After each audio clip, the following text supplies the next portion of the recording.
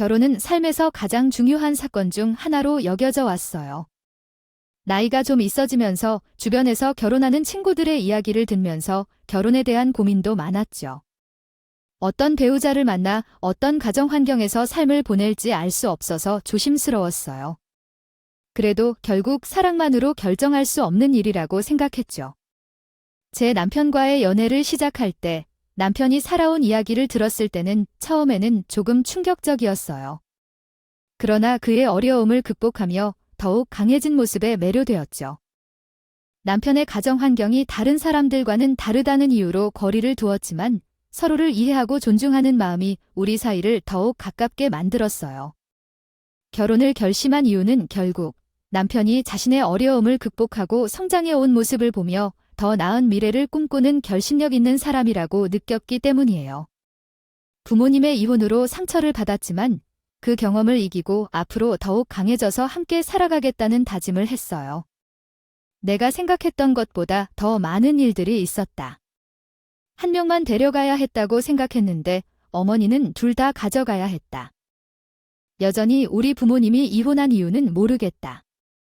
아버지랑은 연락을 하고 지내는 것 같아. 어머님이 정말 고생 많이 하셨을 텐데 어린 두 아이를 키우는 것은 쉽지 않았을 것이다. 어머니도 고생을 많이 했을 텐데 특히 나이가 꽤 많이 나는 누나는 정말로 힘들었을 것이다. 그래도 어느 정도는 우리 어머니가 돌봐주어서 그런지 버틸 수 있었던 것 같다. 난 너무 어려워서 아무것도 할 수 없었다. 어머니는 푼돈을 벌기 위해 일을 하셨고 나는 단지 방해만 했던 것 같아. 누나는 어려운 시절 동안도 부엌에서 아르바이트를 했다고 했는데 그만큼 삶은 쉽지 않았을 것이다. 하지만 서로 의지하고 힘든 시간을 함께 이겨내는 것이 더 좋다는 생각이 든다. 서로를 힘으로 삼아 행복하게 지낼 수 있도록 힘쓴 것 같아. 부엌에서 일하며 눈물 흘리던 어머니의 모습이 생각난다.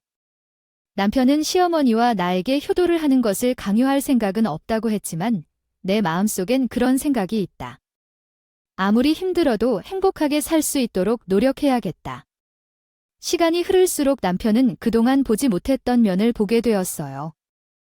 그의 이야기를 듣다 보니 남편의 누나인 신우는 20살이 되어 시어머니 대신 가정의 중심으로 살아가야 했던 것 같아요. 20살이 된 누나는 바로 공장에 취직하여 가족을 지원하고 이를 위해 혼자 무한한 책임을 짊어진 것이었죠. 제가 어린 시절에 누나는 항상 나를 돌봐주었고 공부를 잘하라며 권유해 주었어요. 덕분에 좋은 성적을 거두고 대학에 진학할 수 있었죠. 누나 덕분에 저는 더 많은 노력을 할 수 있었고 이를 통해 좋은 직장에도 취직할 수 있었죠. 누나는 보람있게 돈을 벌어낸 힘든 삶을 살아왔는데 그런 삶이 제 것이었을까요? 누나는 매일 아침 일찌감치 출근하고 늦은 밤까지 일했죠. 그녀는 제 자신을 위해 희생을 하며 모든 걸 버텼어요. 남편은 그런 누나의 어려움과 희생을 이야기할 때마다 놀라웠고 집안을 지탱해온 그녀의 강한 의지에 감탄했어요.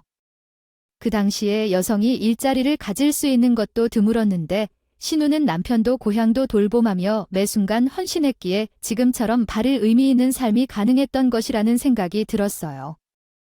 여러 여자 대학을 졸업하지 못한 여자가 일할 곳이 많지 않다. 그러나 그때는 현재 시대보다 훨씬 환경이 열악했지만 그가 성공을 거둘 수 있다는 생각을 중학교에 진학할 때부터 갖게 되었다. 밤마다 공부를 하며 열심히 노력했고 그 결과 서울의 유명한 대학을 졸업하여 대기업에 입사했다. 취직할 때 그의 어머니가 그를 붙잡으며 울면서 이제 고생 끝났다.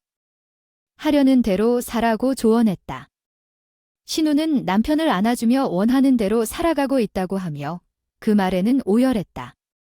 그러한 가족 간의 유대로 인해 고생 끝에도 불구한 환경에서도 굳건히 살아온 것을 보면 사람은 단정하고 정직한 사람이라고 생각했다.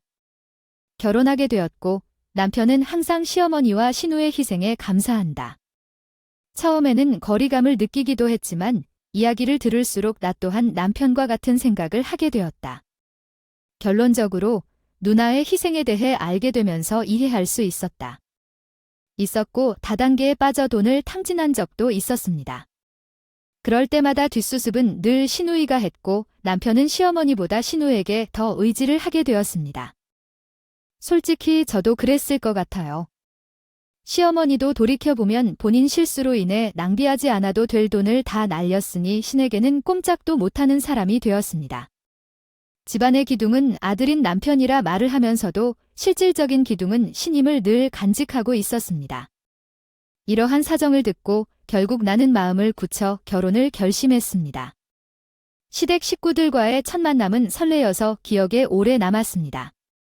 신우를 처음 만났을 때 너무나 궁금하고 설레면서도 마음 한구석에서는 긴장을 느꼈습니다. 하지만 신우가 나를 마음에 들어하지 않는다면 결혼을 반대할까 봐 걱정이 많아졌었습니다. 결국 그날은 첫 만남으로 행복한 하루를 보냈습니다. 그러나 신우를 만나고 나니 뭔가 이상한 느낌이 들었습니다. 남편이 설명한 모습과는 달리 신우는 나에게 철이 부족해 보였습니다. 그렇게 가족을 위해 돈을 벌어온 신우지만 의지가 강한 모습을 보여주지 않아 의아해했습니다. 생각하다 보면 더 흥분됐고 잠을 이루기 힘들 정도로 많은 생각을 했었습니다. 하지만 확실히 신우가 옷가방, 액세서리에 꽤 많은 돈을 쓴다는 점은 있다.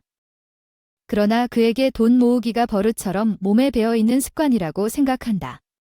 동생 결혼을 축하하는 것도 중요하지만 집안의 상황을 고려해야 한다. 8년간 돈을 모아올 뿐 아니라 결혼 선물을 걱정하며 자신을 우울하게 하는 형제를 말해주었다. 로서 선물의 배려를 고려해야 한다. 이야기를 펼쳐보면 오늘 하루 전부 쏟아볼 모토야. 얼마나 힘들었는지 내가 이젠 동생이 결혼하니까 마음이 놓였어. 어쨌든 내 선물은 내가 골라도 돼? 아니면 센스 있게 준비해주겠어? 동생을 위해 희생하는 마음을 가지고 하는 행동이라니까 너무 많은 것을 원하는 것 같지만 애착을 가지고 동생을 생각하는 마음이니까 결혼기념 선물 큰 걸 원해도 이해할 수 있지만 그런 마음이라면 동생에게 뭘 더 줄 수 있을까 고민을 안 하는데 양가에서 큰 도움을 못 받으니 결혼을 할 돈이 부족해서 모돈만 가지고 결혼했거든. 신우가 그런 말을 하니까 나도 어쩔 줄 모르게 되었어. 결혼 준비를 하려니까 돈이 부족해서 정확히 무슨 종류를 원하는지 말해줘야 할 듯해. 아니야, 센스 있게 준비하면 되는 거야. 동생에게 했던 노고를 생각해주면 좋을 것 같은데. 그럼 우리가 알아서 준비해도 된다는 거구나? 아, 형님, 돈이 많지 않아서. 못하겠다고 하니까 결혼식에 입어야 할 옷을 제가 도와드리는 게 좋을 것 같아요. 요즘은 서로 부담스럽지 않게 선물 주고받는다고 하더라고요. 저희가 받은 정장들 중에서 투피스 정장이 좋을 것 같아서요. 제가 내 동생 뒤를 보려는데 시간과 비용이 얼마나 드는지 모르겠어요. 제가 옷을 선물하려면 내가 감당할 수 있는 가격으로 살 수 있는 것이고, 그러면 무슨 옷이 좋을지 말씀해 주세요. 형님이 얼마나 힘들게 노력하셨는지 다 알고 있지만, 그런데도 불구하고 정장 선물하라고 하니까 상처받았네요. 명품 가방이나 천연 모피 코트 정도 생각했는데 가격이 비슷할 것 같아서요. 그런데 명품 가방은 가격이 다양해서 잘 모르겠고 생각도 해보지 못한 선물이에요. 올케의 가방을 보면 명품에 별 관심이 없다는 것을 알겠어요. 적어도 샤자의 시 브랜드 가방 정도는 받아야 할 것 같아요. 명품을 몰라도 아이들도 알고 있는 브랜드가 있잖아요. 뉴스에 나온 걸 보면 한 개 가방이 1,000만 원을 넘겼다고 하더라고요. 그래서 그 가방을 달라고 하면 할 말이 없었어요. 브랜드 제품이 아니면 별로라는데 그러면서 가격은 정말 크더라고요.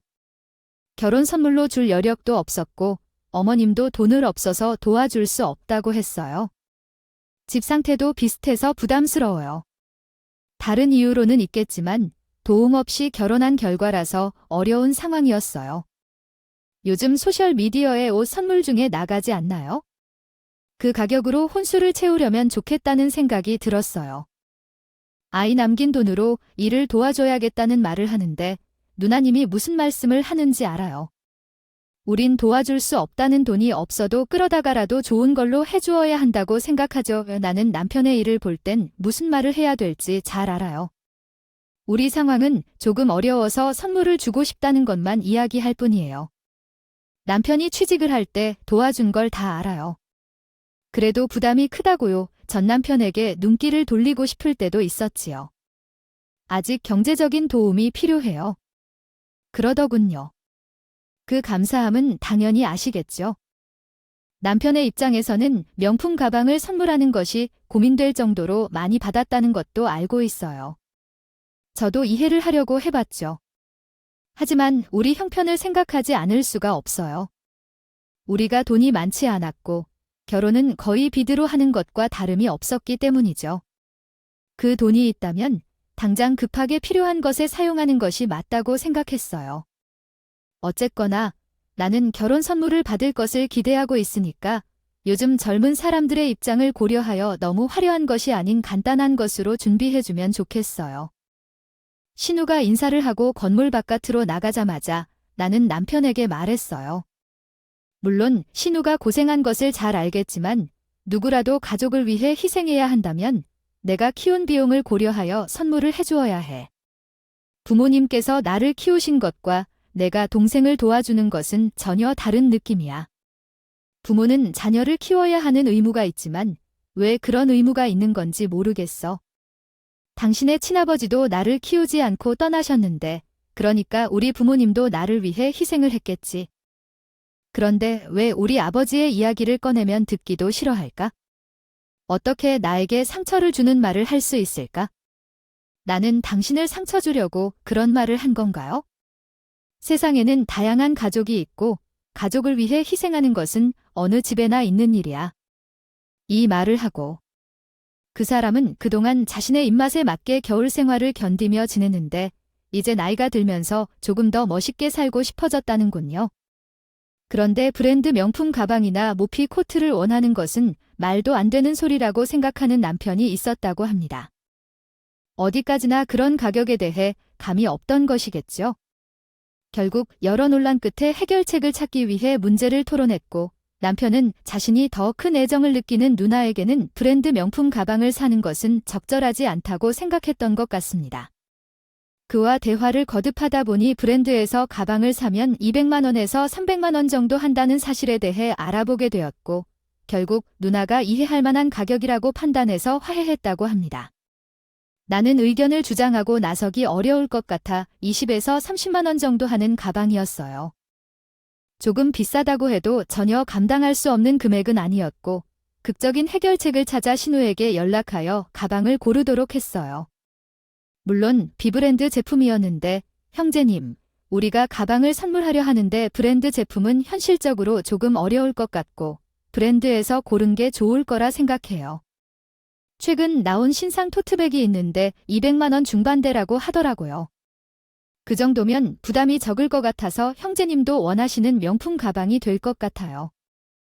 브랜드를 사서 쓰기도 하면서 차이를 나절라는 말이 안 통하겠지만 얼마를 덜 줘도 결혼조차 하지 못한 제게 억울하기 짝이 없어요.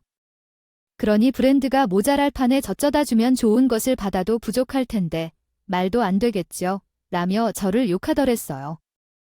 그 말을 듣자 한숨이 절로 나왔어요. 솔직히 누가 봐도 신우는 예쁜 얼굴도 없었고 성형한 것도 아니었어요. 웃기는 요인은 얼굴도 몸매도 찐빵처럼 생겼고 아래배가 불룩했어요. 그렇지만 이 부족한 외모로 어디서나 일을 구하고 성공을 거두면서 잘 살더라고요. 그러나 세상 어떤 남자가 그를 좋아한 적이 있었을까요? 무서운 외모와 초라한 모습, 아무리 꾸미기를 해도 머리가 엉망이고 부지런하지 못한데 흙 속을 지갑을 든다 하던데요. 외모로는 판단해서는 안 되는 일이나 신우는 성질도 이상하고 참을 수 없이 귀찮아서요. 자기 모습이 흔한 당신이 보면 어깨 허비듬이 떨어져 있기도 했고 그만 본인을 꾸밀 생각을 전혀 하지 않는데 명품백이 무슨 소용이고 남자가 들러붙을가 있겠냐고요. 아무리 남편을 업어 키웠다고 해도 시집에 가지 못한 건 신우 본인의 문제인데 그걸 왜 남편 탓으로 돌리는 건지 이해할 수 없었어요. 결국에 우리는 마음대로 브랜드가 아닌 가방을 사서 선물을 했고 신우는 가방을 쳐다도 보지 않고 입을 아주 부르퉁하게 내밀고 있었죠. 나름 분위기를 전환시키고자 시댁에 찾아가서 일부러 시어머니 앞에서 전달하고 시어머니랑 이야기를 나누고 있었는데 시어머니가 눈치를 쓱 보며 대요. 무슨 말을 하려고 그러나 싶었는데 정말로요 생각지도 않은 말을 시어머니가 내뱉었어요. 내가 너희 결혼 날짜 나오면 이야기하려고 미루고 있었는데 말이야. 아, 내가까지 고백할 게 있단다. 무슨 말씀을 하시려고 그렇게 뜸을 들이세요? 아, 혹시 또 금전적으로 무슨 문제를 일으키고 그런 건 아니죠? 우리 결혼 자금 턱없이 부족해요. 얘는 내가 무슨 그런 사고만 치고 다니는 사람인 줄 아냐? 며느리 앞에서 부끄럽게 과거 이야기는 하지 마라. 너 다른 게 아니고. 아우, 이제 우리 아들도 참가가면 이 집에서 살 이유가 없지 않겠니? 방 안 남는 게 좀 아무튼 간이 집 팔고 작은 집으로 이사를 가려고 한단다. 그래요. 어머니 노후 자금도 필요하실 거고. 앞으로는 뭐 누나랑 둘이서 살게 될 건데. 사실 이 집에서 살 이유가 없긴 하지만 잘 생각하셨어요. 아, 예, 그런 게 아니라 사실은 내가 만나는 남자가 있는데 그 남자랑 있지 두 사람이 행복하게 노후를 보내기로 결정했다. 작은 집으로 이사해 신혼부부 같이 살며 어느 정도는 옛날 신혼 때의 느낌을 느끼고 싶다고 했다. 그 말을 듣고 나와 남편은 놀라서 아무 말도 못했다. 시어머니가 다른 남자와 살 거라는 이야기를 듣고 상상도 못했던 일이었기 때문이다. 어떤 대답을 해야 할지 막막해하면서 서로 눈길만 주고받고 있던 참이었다. 갑자기 신우가 일어나서 소리를 지르며 엄마, 다른 남자랑 살림 차려 나갈 거야 라고 말했다. 나는 어떻게? 어디서 살아? 라고 묻자 너는 내 돈으로 직구해서 살면 돼. 언제까지 내 곁에 붙어 살 거냐? 내 인생도 살아보려면 지라고 대답했다. 이런 말에 정말 어이가 없었다. 그리고 내가 쌓아둔 돈은 어디에 있는지 물으며 집을 사고 싶다는데 너한테 집을 사주는 게 아니야? 그냥 나가지였다. 갑자기 남편이 다른 남자와 살겠다고 나가라고 통보한 것이었다. 엄마가 생각이 없어도 이 정도는 너무한 거 아닌가? 왜 돈이 부족해? 맨날 밖에 나가서 술 마시고 명품 쇼핑하고 돈을 모아 집을 사려면 왜 돈이 부족한가? 현실적인 대출을 받아서 나가면 되는데 왜 나가라는 소리를 하는가? 지원은 못해줄 망정 지금 빚을 내서 나가라는 소리가 나왔다. 큰 이별이 현실적이라고 할 수 있을까? 다른 걸 할 수 없어. 뭐가 또 그리 어려운 거야? 내가도 여자지. 행복하게 살기를 원하는 건 당연한 거 아니야? 아, 진짜 그러면 너도 결혼이나 해봐. 내가 왜 남자를 만나 결혼을 하겠다고 엄마한테 물어? 정말 이런 말 할 줄 알았어. 남자친구가 없어서 뭐 어째서 나 때문이야? 강여사 씨, 제가 엄마 닮아서 그런 거예요. 그래서 왜 나를 이렇게 만들어서 남자 만나게 안 해줬어? 왜 내 탓으로 만들어? 내가 언제까지 혼자 사게 만들 거야? 나한테 말이야. 남자 있어도 살 거야. 너한테 왜 내 탓으로 남자친구 없다고 그러니? 갑자기 시어머니랑 신우가 싸우기 시작하더니 너무 답이 없었어. 서로 공격하면서 싸울 일 아니다. 문제 해결은 집을 어떻게 구할지 찾아봐야 돼. 서로 상처 주는 걸로 문제를 해결할 수 없어. 엄마는 우리 자식들에게 뭐 해줬어? 날거니 뱅뱅이 돌리고 물려준 돈으로 동생 대학 졸업했어. 난 뭐 없으면 동생이 지금껏 졸업했겠어? 서울역에서 껌 팔거나 아니면 괜히 소리 지르고 다닐 거야? 엄마가 남자 때문에 집 팔려 할 때 일어나는 걸 믿기 싫어. 나라인지 모르겠지만 말을 부풀려서 말하거나 남자랑 연애해서 알아볼 거지. 난 이미 늙었지만 사랑할 줄 아는 사람이야. 그 남자가 사기꾼이 아니면 가능한 게 아니야? 다행히도 엄마는 돈을 뜯어낼 만큼 부유하지 않다고 생각하고 계속 붙어 있으라고 했어요. 집이 있는 줄 알았던가요? 그래서 집을 팔겠다고 하는 거군요. 집을 팔아서 더 많은 돈을 쓸 생각을 하고 있어? 진짜 속아서 돈을 쓰는 게 주책이라니. 이 나이에 이혼하는 판에 재혼까지 하다니. 내가 능력이 없어서 독립을 못해 나한테 문제일을 다 터씌우고 있네. 방에 있는 물건만 팔아도 원룸 하나는 살 수 있어. 어떻게 그런 생각을 할 수 있을까? 왜 나한테 다 터뜨려? 호랍이 말이야. 모은 돈도 없는데 집을 사게 되었어. 그것도 남자에 속아서 집을 팔게 되었네. 내 팔자야. 이런 멍청한 일을 왜 할까? 엄마는 자식보다 남자를 더 사랑하나 봐. 그리고 살림도 없는데 집을 팔아서 홀라당 사라지게 됐어. 이런 갑작스러운 소식에 어떻게 대처해야 할지 모르겠어요. 나도 갑작스레 집을 팔아야 하는지 홀를 빌겠어. 이런 중요한 이야기를 하지 못했어. 어쨌든 엄마가 정말 사랑하는 사람인데 이 정도까지 헌신할 수 있는 남자가 있는지 의문이 들 정도예요. 그래서 결혼식에서 그 남자를 혼주석에 앉히려고 말했어. 노망이 나도 단단해졌군. 왜 그런 결정을 했는지 이해가 안 돼. 혼주석에 그 남자를 앉히면 집을 팔고 헤맬 것 같아서 그런 것인가? 다른 말로 하면 어떻게 이런 생각을 할까요?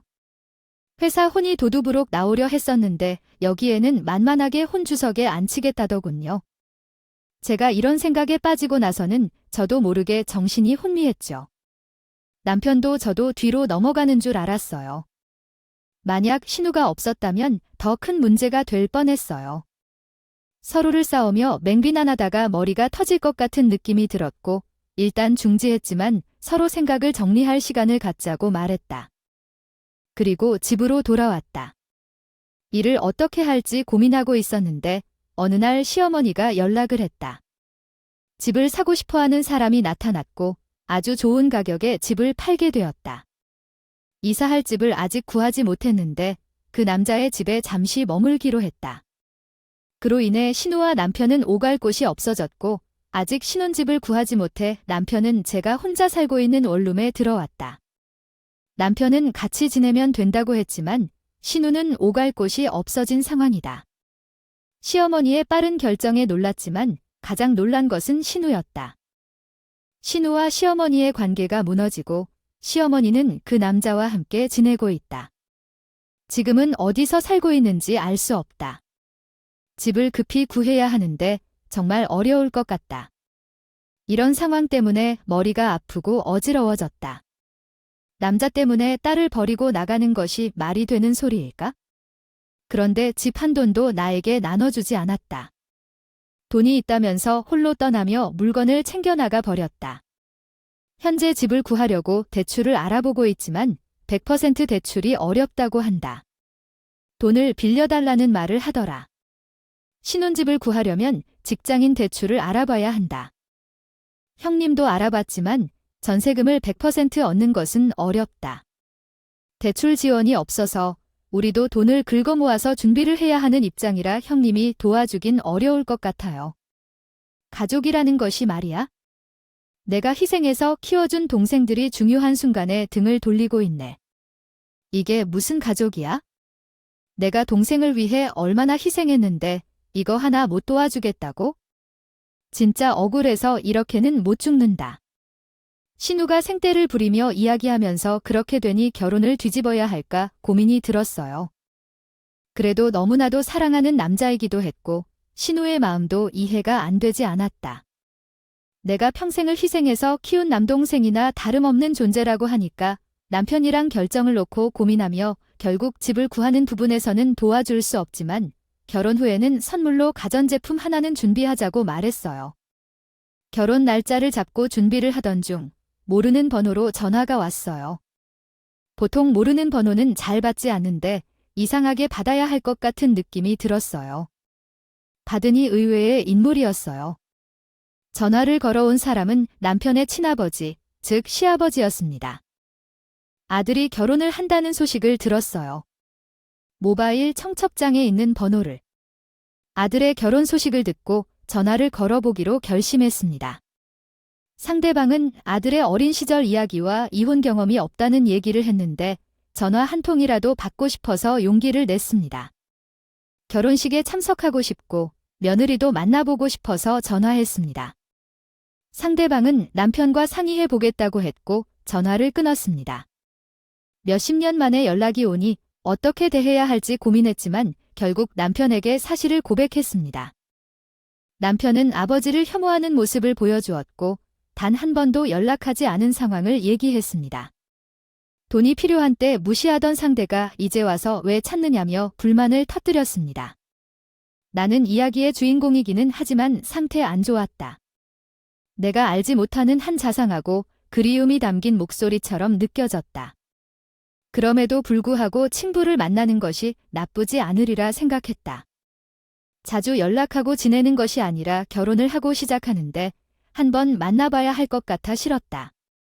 그런 인간과 관계 맺지 않겠다고 자식들을 떠나 가버린 사람이 무슨 이유로 나를 만나길 원했을까? 나는 불쾌해했다. 남편은 친아버지와 관련된 대화를 피하는 것이 좋다고 했지만 내 머릿속에서는 오해가 퍼져나가 버린 것 같았다. 친부의 목소리 속 그리움은 내 마음을 깊이 침범했다. 이상한 기분이 들었다. 남편에겐 계속 만나보라고 주장했지만 남편은 도로 거부했다. 그는 나에게 친부에 대한 얘기는 상처만 준다며 이야기하지 말라고 했다. 그래서 남편이 화를 내며 이야기하자 나도 더 이상 만나라고 설득하지 못할 것 같아졌다. 그래서 찜찜하고 만나보고 싶은 생각이 들면 그냥 만나려고 했다. 상상한 대로 되지 않을 걸 알았지만 직접 만나고 느껴보는 것도 괜찮을 것 같았다. 자식들을 멀리 떠나보낸 친부가 뭘로 나타났으리라 생각했다. 솔직히 난 친부를 만나지 않겠다고 다짐했지만 마침내 친부와 만나기로 했다. 결혼을 준비하면서 날이 쉬없이 돌아갔지만 2번은 할 틈이 없었다. 결혼을 못하겠다고 생각했어요. 시간이 흘러 결혼식 날이 왔고 시어머니의 제안으로 혼주석에 앉겠다고 하는 일이 생겼습니다. 결혼식 당일도 사건 사고가 끊이지 않아 신부 대기실에서 한숨을 쉬었습니다. 법적인 재혼도 아니고 돈 문제도 아닌데 왜 혼주석에 앉겠다는 걸까요? 함께 사는 사람인데 새아버지의 이야기를 들어보니 혼주석에 앉게 된 것은 나랑 같이 식사하고 잠자리를 함께 한다는 것이 이상하다며. 어머니가 이래서라면 혼주석에 앉으셔야죠. 누나에게 혼주석을 넘기라고 부탁할게요. 시어머니의 심통 때문에 결국 혼주석에 앉을 수밖에 없었습니다. 결혼식이 끝나고 신혼여행을 떠났지만 신혼집 계약 문제로 2주 뒤에 입주하게 되었어요. 남편은 잠시 회사 근처에서 머물고 저는 친정에서 생활했습니다. 처벌하고 신혼집을 얻게 되어 쓰려던 질문으로 인해 어쩔 수 없이 이혼했어요. 이사하는 날이 다가오고 신혼집 청소를 하고 미리 주문해 놓은 가구를 신혼집에 전부 채웠어요. 짐이 들어온 후에 최대한 빨리 이사를 하려고 했는데 남편이 갑자기 우리 부부에게 제동을 걸었어요. 입주 청소를 했고 짐도 들어왔으니까 분명히 바닥이 더러워졌을 텐데요. 우리 동생이 드디어 새 집에 들어가서 따로 살게 된다고 합니다. 이제 한 집안의 가장이기도 하고 어릴 때 내가 키운 동생이니까 이제서야 보내는 기분이 들어서 참 이상해요. 내 동생 결혼하는 기분도 느껴보고 싶어서 그 첫발을 돕고 싶어 했어요. 집 청소를 해주면 안 될까요? 왜 형님이 하시나요? 우리가 대충 바닥만 닦아도 될 것 같은데요. 어차피 집 옮기시는 분들이 전부 신발에 비닐을 싸다녀서 그렇게 더러워진다는 이야기는 없었어요. 입주 청소를 다 끝냈으니까 최대한 조심해서 사용하시게 된다고 나와서. 우리 부부가 가서 바닥만 닦으면 돼요? 아니, 내가 해주고 싶은데요. 아이고, 어차피 할 일도 없는데요. 혼자 해도 괜찮지 않을까요? 출근 중이니까 내가 가서 쓸고 닦고 할게요. 내 동생의 새 출발을 생각하면서 정리해주고 싶어서 그러는 거예요. 알았어요. 형님에게 불편한 건 어떻게 말씀드려야 할까요? 그렇다면 우리가 다시 직접 청소할게요. 제가 할 수 있는데요. 알았어요. 누나가 제 생각까지 해주신다니 감사합니다. 내용 한국어 번역, 바라보자 하지만 우리는 어차피 피곤해서 대충 보고 닦아버리려고 했어요. 남편도 도와줬기 때문에 몇몇 사연이 있었지만 결국 모든 것이 잘 정리됐어요. 신우가 청소를 해주겠다고 했고 다음날 우리는 신혼집으로 간단하게 짐을 싸서 이사를 가게 되었어요. 정말 놀랍고도 놀라운 상황이었어요. 집안에 있어야 할 물품이 없더라니 하나도 없던 것은 아니었지만 너무 텅텅 비어 있어서 우리가 나간 것처럼 보였어요. 저는 너무 놀랐고 급하게 신우에게 전화했어요. 형님, 어떻게 된 일이에요? 우리 집 물건들이 다 어디에 있나요? 저희는 청소할 때에도 아무것도 없었어요. 아이고, 어차피 할 일도 없는데요. 혼자 해도 괜찮지 않을까요? 출근 중이니까 내가 가서 쓸고 닦고 할게요. 내 동생의 새 출발을 생각하면서 정리해주고 싶어서 그러는 거예요. 알았어요. 형님에게 불편한 건 어떻게 말씀드려야 할까요? 그렇다면 우리가 다시 직접 청소할게요. 제가 할 수 있는데요. 알았어요. 누나가 제 생각까지 해주신다니 감사합니다. 신우가 대답했어요. 그래 집 구했는데 풀옵션이 아니라서 너무 텅 비어 있더라고. 우리 집에 가전 하나도 없어서 내가 몇 개 가져왔어. 당장 세탁재나 냉장고 같은 건 나도 필요해서 가져왔지? 그래도 TV는 너희 기분에 맡겨뒀어. 지금 얘기하지. 나가 저희 집 혼수를 전부 가져와 나는 놀라서 말했어요. 무슨 말을 하는 거야? 당장 내 집으로 와서 혼수를 가져와. 아무리 상황이 어려워도 이런 짓은 하면 안 돼. 신우는 말을 끊고 나에게 전화를 끊었어요. 버린 거 아니에요? 제가 바로 시어머니께 전화를 걸어서 상황을 설명하고 열정을 토해냈어요. 아무리 형님이 생각이 없고 우리 남편을 후원했다 하더라도 이건 지나치다고 생각하지 않나요? 어떻게 신혼집 가구를 훔쳐갔어요? 훔쳐갔다고 얼마나 크게 할 수 있어요? 그 애가 얼마나 애써서 우리 아들을 돌봐주었는데? 그게 무엇 때문에 그렇게 해서 다시 구매해서 채워놓기만 하면 되는데? 너희 둘 다 좋은 회사 다니고 어려운 여자을 하고 있지 않다고 그렇다면 어야 하겠다 하면? 그 씌우면 이혼하라고 하더라고요. 처음부터 이렇게 살지 않는 것 같아요. 당장 이혼 인증을 찍어주니 시 댁에서 삼자 해야죠. 그러면 형님도 당장 부르세요. 나도 지금 출발합니다. 전혀 열이 받아 주체로 못돼 결과 흥분을 내려놓으려는 남편의 겨드랑이를 잡고 그러나 시댁으로 가는데 남편도 마음이 없더라고요. 당신도 많이 흥분했어도 그건 너무 한 행동 아니다 등에 대해선 야 니가 왜 계속 신혼살림 훔쳐가. 나는 어떠한 방법을 사용하더라도 갈게 돌려놓으라고 할게 우리 이혼만은 절대 아니다. 이런 정보로 이혼을 어디 했다. 결혼하는 사람에게도 입도 없이 대해라 엄매 불러온 후에 도와줄 닭에 있는 사람한테 디언 1회포 다 불러 모았어요. 씩씩 건면서 시댁에 도착했을 때 시어머니의 동학 사이에 모여있다. 아니진 글로 이혼 찾아와 도다운 더 로드 유 해브 투 도 이트 위드 더 키즈즈. 2주 전에 음식을 올려놓고 아이고 이혼을 할 거라고 아이고 이런 일이야? 이런 일이야. 이해할 수 없어.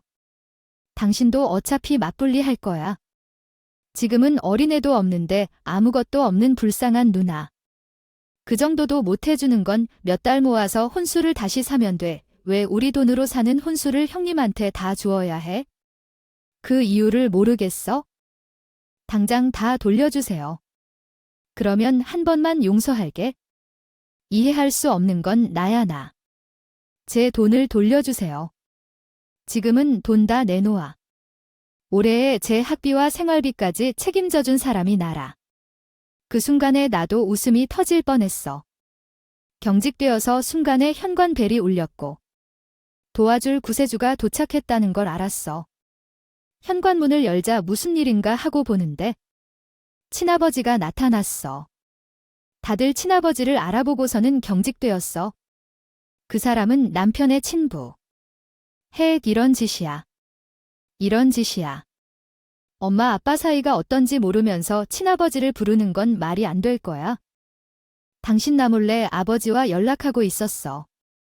분명히 나 떠나버리고 떠났다고. 죽어도 만나기 싫다고 했잖아. 신우가 저 제일 큰 소리로 난리를 쳤는데 저는 요 성큼성큼 신우에게 다가가 신우의 머리채를 잡고 쥐 흔들었어요. 야이 구라쟁이, 내가 우리 남편을 키우긴 뭘 키워. 내가 번 돈으로 술 처마시고 취했지. 너 우리 남편 키운 돈 다 친아버지 받아 쓴 거잖아. 그 말에 갑자기 조용해지더니 다들 경악스러운 목소리로 그게 무슨 소리냐고 묻더라고요.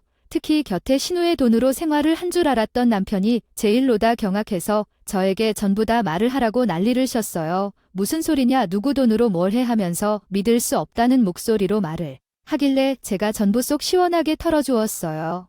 여태까지 신우가 번 돈으로 먹고 자고 대학 가고 생활한 줄 알았지 아니야. 그거 전부 당신의 친아버지 돈이었고 그게 무슨 소리냐. 우리 딸이 공장에서 힘들게 번 돈이 아니라 저 인간 돈이었다. 그래요. 신우가 돈 벌어서 뒷바라지를 했던 게 아니라 매번 친아버지도 돈을 받아가서 생색을 냈던 거였다고. 애초에 친아버지가 남편과 신우를 버린 게 아니라 시어머니가 양육비를 바라고서는 남편과 신우를 데리고 가겠다고 고집을 부렸던 것이었어요. 친아버지는 자식을 위해서 시어머니에게 꼬박꼬박 양육비를 입금하고 있었는데 그 돈으로 시어머니가 사고를 치고 다니고 있다는 것을 알게 된 것입니다. 당신 나 몰래 아버지와 연락하고 있었어. 분명히 나 떠나버리고 떠났다고.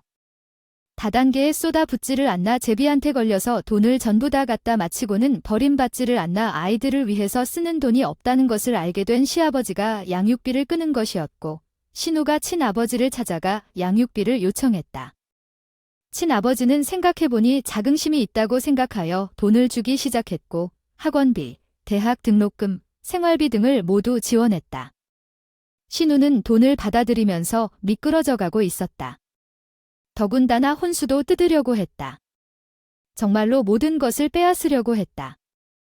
나는 친아버지와 만났고 친아버지는 남편이 나타나지 않아 서운해했다. 나는 연락하지 않고 돈을 보내지 않았다고 변명했고 이내 친아버지는 자녀를 신경 쓰지 않는 모습을 보고 화가 났다. 그 후로 아버지는 매달 돈을 보내줬다며 변명을 했지만 나는 자식을 버리고 가고 싶어 하지 않다며 거절했다. 그리고 남편이 졸업하고 취직할 때까지 돈을 지원할 것이라고 말했다. 여기까지가 신우의 이야기이다. 돈을 훔쳐서 사치스럽게 쓰고 자신만 즐기며 남편에게 나중에 갚아야 한다고 속이는 사람이 있었어. 사실 그래? 그동안 아버지가 내게 지원해준 돈 중 일부를 빼돌려서 자유롭게 사용하고 있었던 거야. 등록금도 받아 생활비도 받아서 당연히 갚아야 할 돈인데 다른 사람한테 받았다고 속이고 등록금을 300만 원이라고 거짓말하며 받았다고 했어. 그럼 그래, 내가 빌려준 돈이나 받은 건 같아. 돈을 받은 거니까 다 갚아야 해. 다시는 누나 얼굴 안 볼 거니까. 빌려준 돈을 당장 갚으라고 할 텐데 어떻게 갚아야 할지 막막할 텐데 어디서 돈을 구해서 줄 거니? 누나에게 돈을 빌려준 적이 있어? 몇 년 전에 시집가면 도와주려고 모아뒀던 적금이 있었어. 크게 모아서 선물하려고 했는데 누나가 어디로도 갈 수 없어졌잖아. 그래서 그 돈을 주고 집을 사라고 했어? 2천만 원이야. 하지만 나를 속이고 그들이 돈 문제로 싸우는 것을 보고 있는 모두가 당혹해했어요. 남편은 신우와 결별을 선언했으며 박차고 나가면서 신우와 함께 거실을 만들어 오해를 해소했어. 울면서 함께 우는 모습을 보니 저도 눈물이 나더라고요. 남편은 신우에게 송부증명을 보내서 결국에 신우는 돈을 돌려줘야 했어. 그러면서 신우는 남편과 인연을 끊고 시어머니와 함께 살게 됐어. 하지만 그녀들은 아주